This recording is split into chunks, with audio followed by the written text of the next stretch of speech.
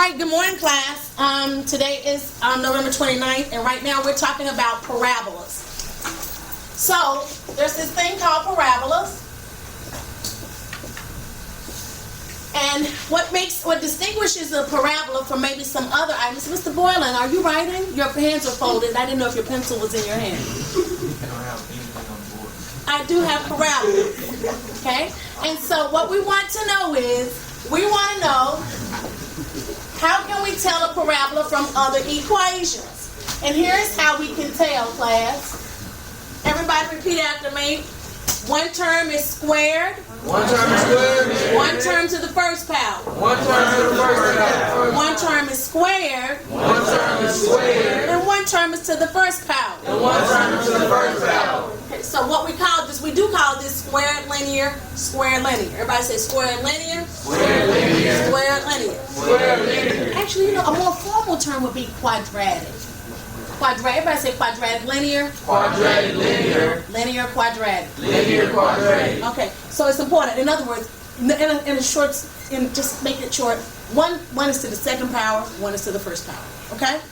Either the x is to the first and the y is to the second, or the x is to the second and the y is to the first. Is that clear? Yeah. That you need to know that for the concept of parabolas on the 10 ready test.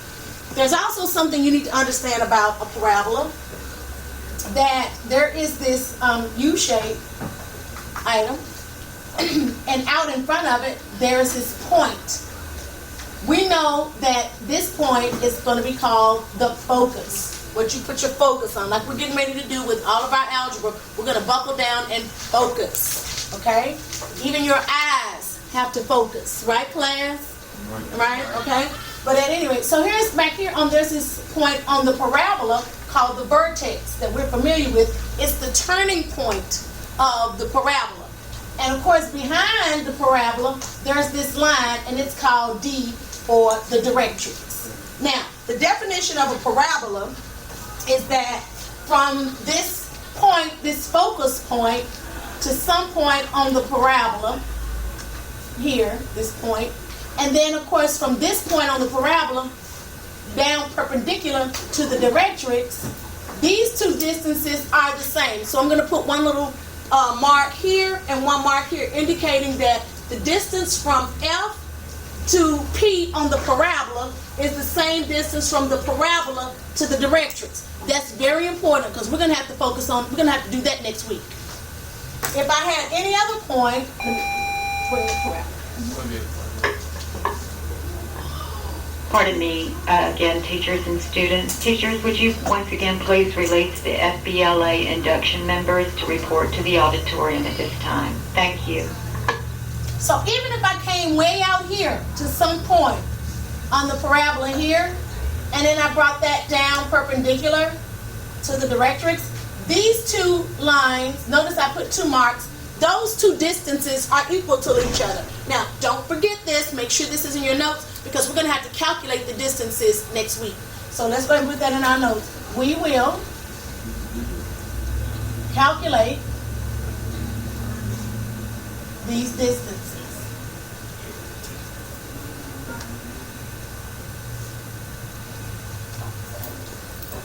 To verify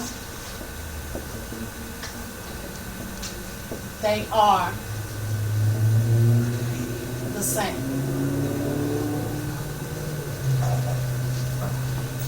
Okay, we're going to do that next week. But right now, what we want to do is we want to learn how to work with the equations that we have. And the equations that we have are as follows. So we have x minus h equals a times y minus k quantity squared. And we also have y minus k equals a times x minus h quantity squared. Now let me tell you what you got to be careful of. You have to be careful in knowing, your eyes need to focus, knowing the concept, knowing this information right here, class, that one of them is squared and the other one's to the first power. Look, this quantity is squared. Look where my hand is. This quantity is raised to the second power. So in this equation, this quantity is raised to the first power. this quantity is raised to the second power, so this quantity is raised to the first power, okay? So once again, let me emphasize, the y here is raised to the first power, and the x is raised to the second power in this equation. In this top equation, the x is raised to the first power, and the y is raised to the second power. Are there any questions about that?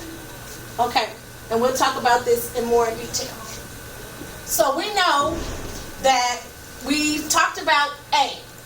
When we've looked at these equations before, we talked about standard form, vertex form, and intercept form of a parabola. So here, I want you to know right now that our A value will be on the squared value. So A is on the squared value, or the squared quantity, I'm sorry, squared quantity. And that, the squared means second power. So whenever you see this A value, you know that the quantity attached to it should be raised to the second power. Are there any questions about that? That's key. It is not on the one to the first power, it is on the one to the second power. When we use these equations, we're going to be looking at the vertex. We know our vertex is h comma k. We can also use this to find our axis of symmetry. Okay? And we're going to also, as we look at our axis of symmetry, we're going to take it a step farther because we need to understand how this graph opens up.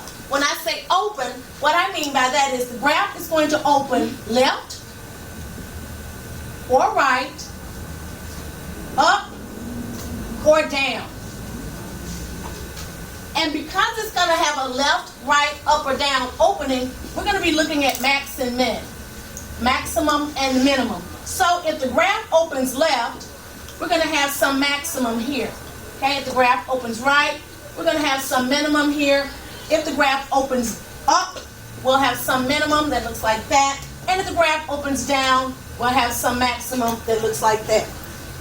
Other things we're going to be talking about when we use these is we're going to be talking about x-intercepts and y-intercepts.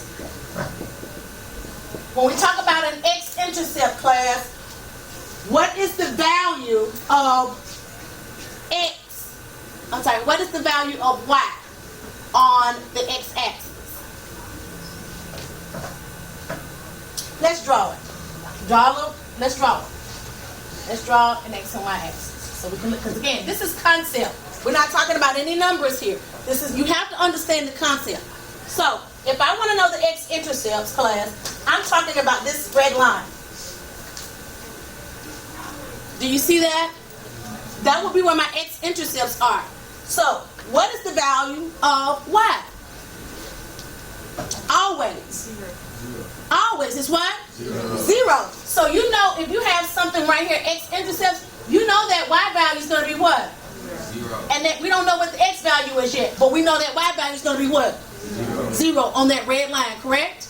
All right, now, if I want my y-intercepts, since it's getting close to Christmas, I'll use green. That green line will be my y-intercepts. What will the x value be every time on the green line? Zero. So my x value will be 0 here, and we don't know yet what the y value will be. It will vary depending on the problem. Do you all see what I'm trying to tell you? So when I say x-intercepts, what will you always have here for the y? If I say y-intercepts, what will you always have right here for x? And it's based on these red and green lines. So you need to conceptually get that in your mind. It's kind of like the opposite, if you will, okay? All right. Okay, so now the next set of equations that we're going to be using, they look the same, but they're slightly different. Let me say that again. They look the same, but they are indeed different. So here they are. So I'm going to have x minus h squared equals 4p times y minus k to the first power. And the next one I will have y minus k quantity squared equals 4p times times x minus h. I'm sorry. All right, let's look at these equations. For this pair at the top, notice my x minus h is to the first power. This x minus h is to the what? Second power. My y minus k is to the what? First power. appears to the what? Second power. And likewise for this one. First power, second power, first power. And what's also different is that the top pair is using the variable a. The second pair is using that the variable p, or that 4p in front. Okay? So what I need you to understand is that a will always be in front of what term? What quantity? The square quantity. The 4p will always be in front of what quantity? First power. The linear quantity. So put that in your notes. 4p is on the linear quantity.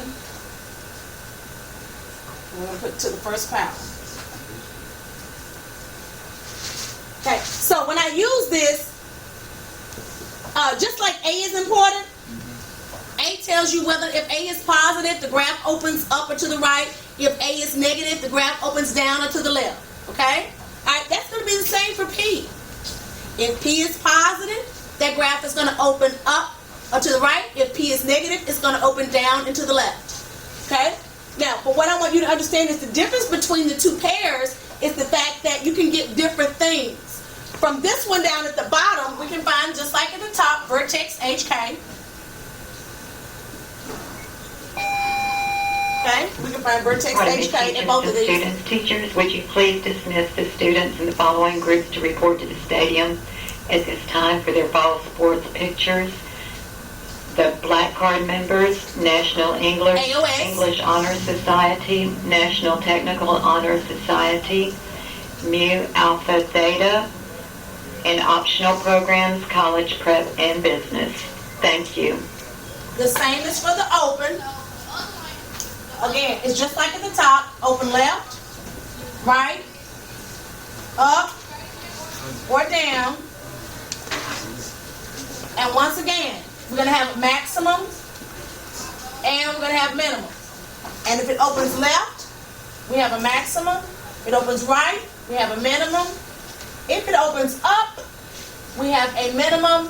And if it opens down, we have a maximum. Okay? Likewise, over here, we're also going to talk about x-intercepts. We know that for the x-intercept on the x-axis, our y value is 0. And we know for our y-intercepts on the y-axis, our x values are 0. Okay? Now, one other thing that we're going to talk about for all of these, we're going to also talk about domain and range. So I need you to put in your notes very big here that we're going to be talking about the domain and the range for all of these. Okay? That's important. That's throwback. Everybody say throwback. Throwback. All right. But what I want you to understand is really important about the second pair. Pay attention. The second set, because of this P, the P value, put this in your notes, the P value allows us to know where we have our focus and our directrix. Please put that, it's very important. So we're going to put a little squiggling cloud around that. Please understand that P is needed. So if a problem asks you for focus and directrix, you're going to focus on using one of these formulas with the 4P. Okay? But here's another thing I need you to put in your notes. 4P and A are related. They are inverse relations. So here's what we're going to study this more in detail, but I'm going to go ahead and write it, put it in your notes. A equals 1 over 4P, and P equals 1 over 4A. I'll repeat that. A equals 1 over 4P, and P equals 1 over 4A. So put the little line around that as well. That is very important for your notes. A equals 1 over 4P, and P equals 1 over 4A. That is an inverse relation, and we're going to talk about when I study that in detail. So the letters that I'm going to use today to try to help you understand this concept will be as follows. I'll put the letters up here that we're going to talk about. We're going to talk about, of course, H and K. We know that. That's our vertex. We're also going to use the letters X and Y. We're going to use the letter P. We won't quite get to A today, but P or A because those are those two coefficients there. And we're also going to use F, D, and B. Does anybody know what F, D, and B stand for? Say it again on count of three. 1, 2, 3. Very good. The focus, directrix, and vertex. Very good. Okay, so I'm going to go ahead and erase this. All of this should be in your notes. Okay. Now, when I put some information on Schoology, which... Hold on, Bush. Hold on, one second. No, it's going to be recorded on YouTube, okay? It's on YouTube. Because the last thing I wrote was this right here, Terriana. I got you. Okay, very good. That was the last thing I wrote.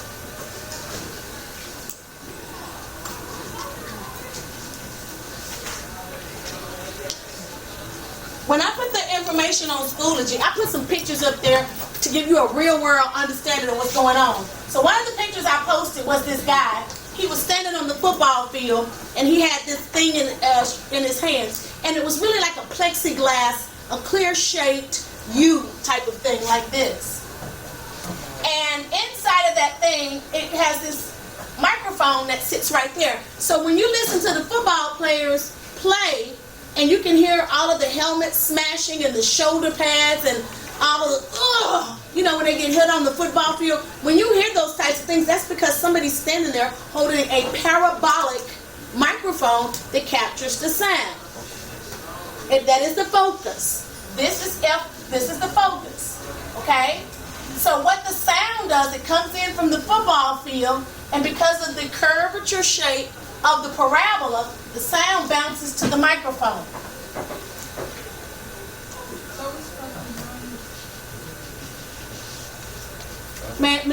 Yes, ma'am, Miss Webb. We have to draw this. Everything that I write on the board, we have to put in our notes. That goes without saying. So, what I'm telling you is that the sound comes into the parabolic microphone, okay? And it captures all of those sounds that we hear. Okay. They also use things like this. The FBI uses things like this. You know what I mean? When you spying on people. Again, what it does is it's just a sensitive microphone that captures sound. The sound comes in. It has nowhere to go other than to bounce into the microphone. Okay. All right. So what we have is we have this parabola, and always. So please understand, the microphone is on the inside. Okay. To capture the sound. So the focus is always on the inside of the parabola. Thank you, ma'am. The focus is always on the inside of the parabola, but on the outside, there's something called the directrix. So the directrix is on the back side, the focus is on the inside, and the vertex is at the turning point. Okay? Everybody repeat after me. The focus is on the inside. The focus is on the inside. The vertex is the turning point. The vertex is the turning point. And the directrix is behind the parabola. And the vertex is behind the parabola. Okay, once again, I want you to draw a line from your focus to any point on the parabola, and then draw that line down perpendicular to the directrix. These two distances are equal, and that defines your parabola. So, if I have some parabola, conceptual, if I have some parabola, and I have some point,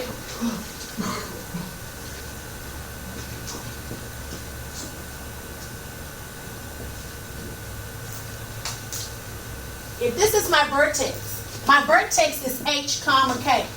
Right, class? Right. All right, if I come down here, and if I come right here, and I put my focus right there, and I tell you that's my focus, which way will my parabola open?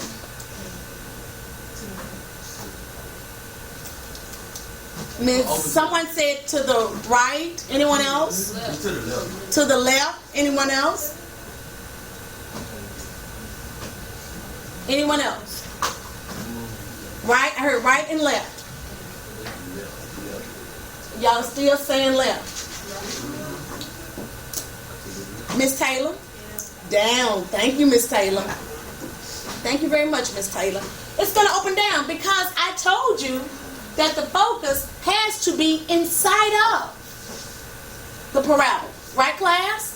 Right. So if my vertex were here, my parabola would have this type of curvature, and the focus would be inside.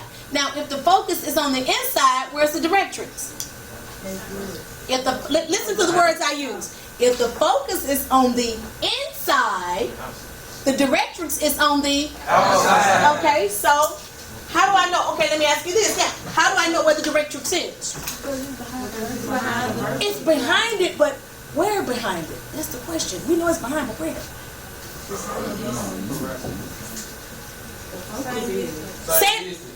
Same distance what?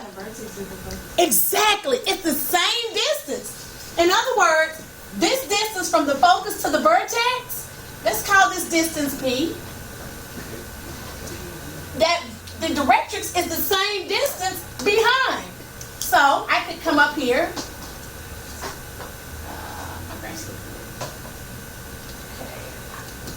I'm just trying to kind of get it somewhat accurate, given I have this.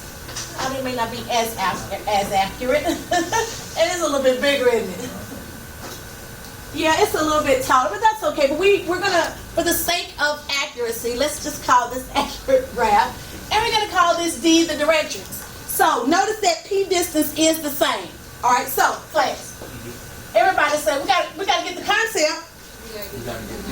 Everybody say we gotta get the concept. We gotta get the concept. Then we can substitute the numbers. So our vertex is H comma K. We know that. Now I need to know what the focus is. Now I am not using numbers. I'm only using H, K, and P. H, K, and P. You need to tell me what are the coordinates for my focus.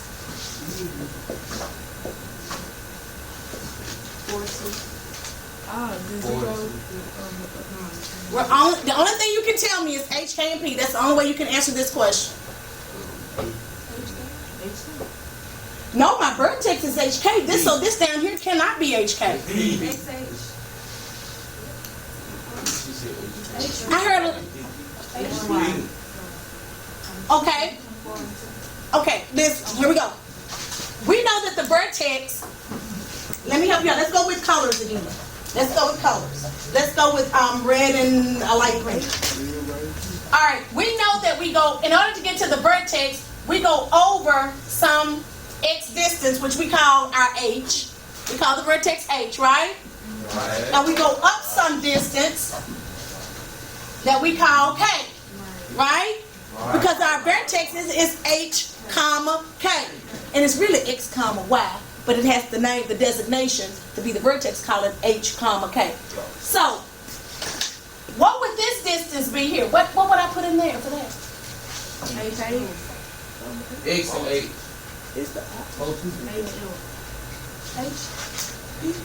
Okay, right now Miss Gordon is the closest. Miss Gordon said H and P. Now, Miss Gordon, I agree with that H. You know why? Because if I come over H distance, that focus is on that, like the vertex is at what? H, right? So if I come over on this first part, I agree with the H. Now, I need to know where the vertex, if this is H, what about the K? We know this is K, but what is this for the Y? Add something to that, or put something else with that. Well, here's the thing, class, we're at K, right? So how do we get down here?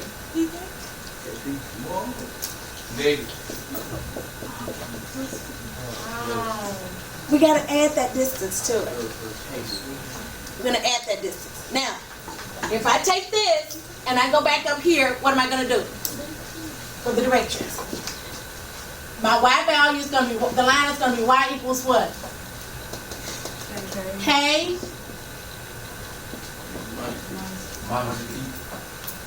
You see how important P is? If you don't know P, you can't do anything. If you don't know P, you cannot get your focus and you cannot get your what? Directrix. The only thing you got is the vertex from the actual given formula. Those formulas that we wrote down. So, please understand, if you get the vertex, if you get H and K, and you can find P, you're home free. Everybody say home free. Home free. Because the only letters you see here, let's look at the letters. What is this?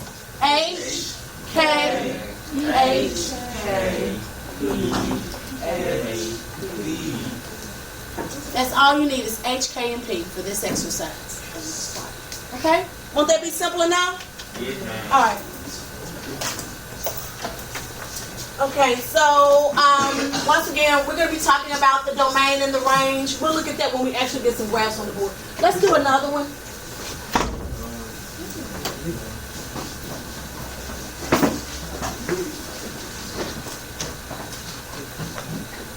Everybody say the concept. Concept. If I come over some distance here, I'm not going to use lines now, and that's my vertex, and I have some H, comma, K, and I put my focus up here. My vertex, you're writing this down. What is my vertex? Come on, class. HK. What is my focus? HK. Huh? HK. No, they're going to focus already. Well, first of all, which way is my graph going to open? Up. Up. It's going to open up. Now, tell me what the coordinates are. What are the coordinates? When I say coordinates, I need something, comma, something. No, H, comma, K is the vertex. So what is the focus? Little bit, come on, almost, Mr. Clark, almost. How about H? Because wait a minute, look at that, H is the same, isn't it? The H is the same. What changes? The K changes, right? H, comma, K plus P. And what is, so the directrix is going to be what? The directrix is going to be what? It's an equation. It's an equation. Y equals. It's Y. Right. Y equals what? K minus P. Y'all got it. Y'all got it. Okay, so that parabola opens how? Up. And so this focus right here, everybody write H and put your comma and put your K plus P. Okay? And the directrix is going to be Y equals K minus P. Very good. Tell me y'all get this. Once you get that concept, you can plug in numbers and you're home free. All right, let's try one more. Real quickly. Here we go. All right, everybody say concept. If I have my vertex here,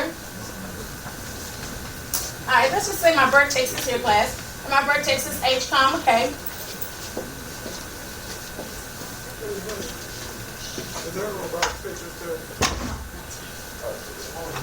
So if I have my vertex at H, comma, K, and I put my focus out here, what is my focus? Well, first of all, which way is my parabola going to open? I got people doing this. And it's going to open to the right. My parabola will open to the right. So my directrix will be somewhere back here, maybe. Right? I'm going to put it just right. I'm going to have to put it on this side of the axis.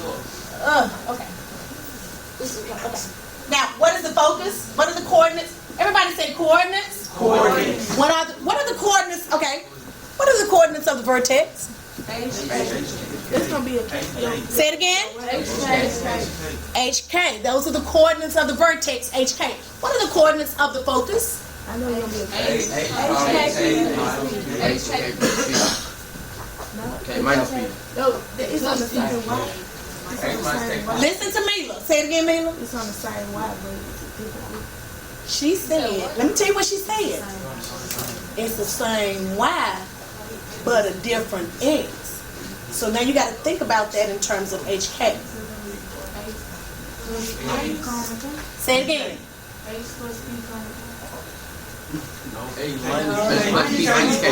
Okay, wait, one person talk. Raise your hand. Okay, Mr. Boyle. You're not quite saying it quite correct. Give me the entire coordinate.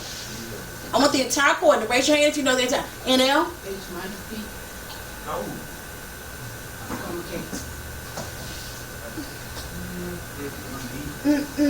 No, that's not quite it. Anybody else? Okay. Give me the same all, we know we're gonna have a different x, right? Right? So that's gonna affect which variable in the vertex? The age. H plus P. H plus P. H plus P. Is this You can't say HP. You gotta say plus P.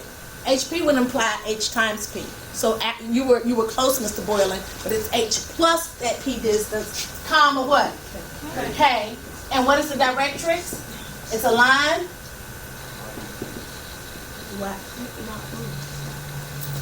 Y equals. You sure it's Y equals? It's X It has to be X. It's parallel to the Y axis. X equals what? H minus It is going to be H. H minus K. H minus K. Y'all, wait a minute. Let me look at my notes. Y'all going. It's going to be.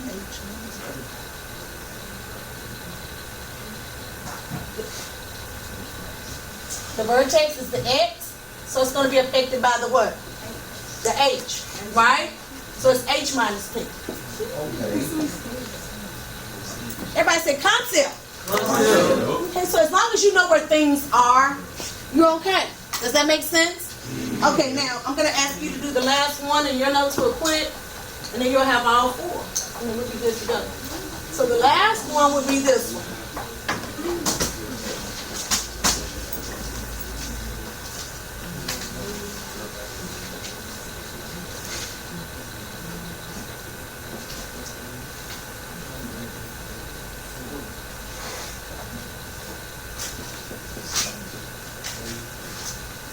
All right, y'all. You all tell me what to do.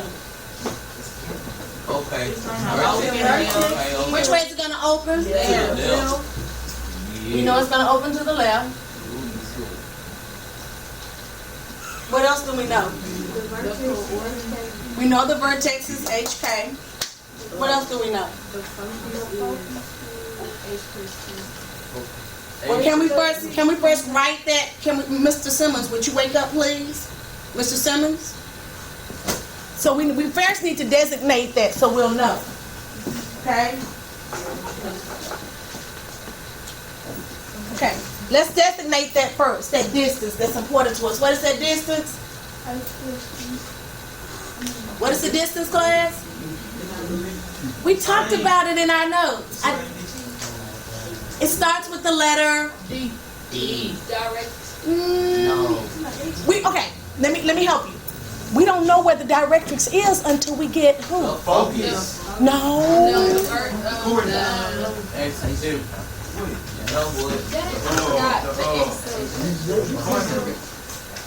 No one has said the answer yet. Okay, I heard somebody say it over here. But class, here's what I'm trying to tell you. Listen. Let's get that key concept. The vertex is smack dab in the middle of the focus and the directrix. It's in the middle.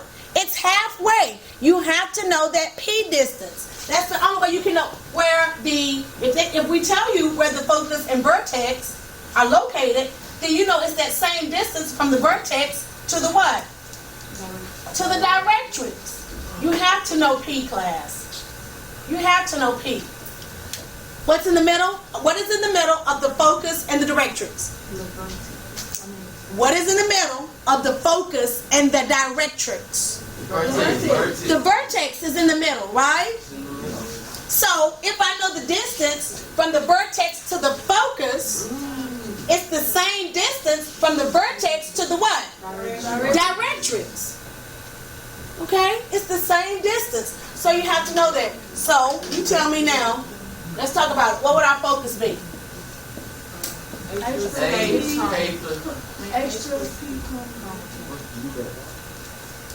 The focus is over here. Yeah. So what's gonna stay the same? The distance. Okay. Baby, it's the Y value. Look, I'm doing this right here. What is the Y value of the vertex called the what? K. The K value. So the K stays the same, right? Okay. So we know that now. So we know that what's going to change? I'm showing you on the line. The X values are going to change, right? Yeah. For the focus. So, what will the focus be? H plus P. Very good. All right, what would the directrix be? It's an equation. Y equals. I mean,